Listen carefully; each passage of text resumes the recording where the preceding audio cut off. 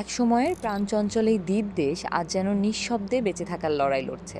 জ্বালানি নেই, বিদ্যুৎ নেই, নেই ওষুধ। যুক্তরাষ্ট্রের দীর্ঘদিনের কঠোর তেল অবরোধ আর গভীর অর্থনৈতিক সংকটে দেশের চিত্র আজ ভয়াবহ। কোনো কোনো এলাকায় মানুষ টানা 20 থেকে 24 ঘন্টা বিদ্যুৎ ছাড়াই দিন কাটাচ্ছে। হাসপাতালে জরুরি সেবাও ব্যাহত হচ্ছে। রাস্তায় ময়লার স্তূপ জমে আছে, কারণ তেলের অভাবে ময়লার গাড়ি চলছে না। অনেক পরিবার আবার ফিরে গেছে বহু বছরের পুরনো জীবনে। গ্যাসের চুলা নয়, কাঠ জ্বালিয়েই রান্না করতে হচ্ছে। জাতিসংঘ পর্যন্ত এই পরিস্থিতিকে মানবিক সংকট বলে সতর্ক করেছে। এমন এক অন্ধকার সময়েই হঠাৎ যেন আশার একটি ছোট্ট আলো জ্বলে উঠেছে। কিউবার ন্যাশনাল চিড়িয়াখানায় জন্ম নিয়েছে 4টি বেঙ্গল টাইগারের বাচ্চা। ছোট ছোট পায়ে দৌড়াচ্ছে তারা, খেলছে, লাফাচ্ছে, একে অপরকে জড়িয়ে ধরছে। যেন তারা জানেই না তাদের চারপাশের পৃথিবী কতটা কঠিন হয়ে উঠেছে। সবচেয়ে অবাক করা বিষয় হলো, এই 4টি শাবকের মধ্যে একটি বিরল সাদা বাঘও রয়েছে। চিড়িয়াখানার 44 বছরের অভিজ্ঞ কর্মী অ্যাঞ্জেল কর্ডেরো তিনি বলছেন, তার দীর্ঘ জীবনে অনেক কিছু দেখেছেন, কিন্তু এমন এক কঠিন সময়ের মধ্যে এই জন্ম যেন এক অলৌকিক আশীর্বাদ।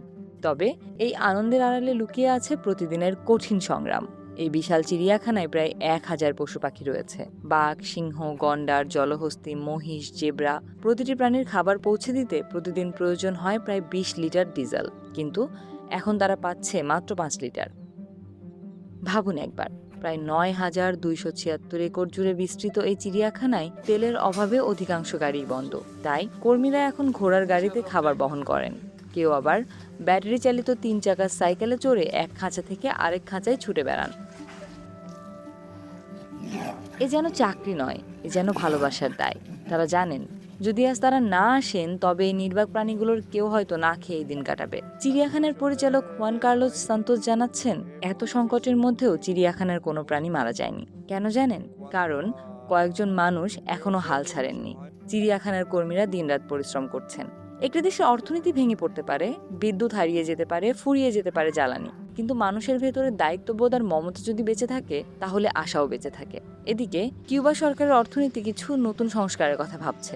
যদি বিদেশি বিনিয়োগ এবং বেসরকারি উদ্যোগের সুযোগ বাড়ে, তাহলে হয়তো এই চিড়িয়াখানাও প্রয়োজনীয় খাবার ও সরঞ্জাম সহজে সংগ্রহ করতে পারবে।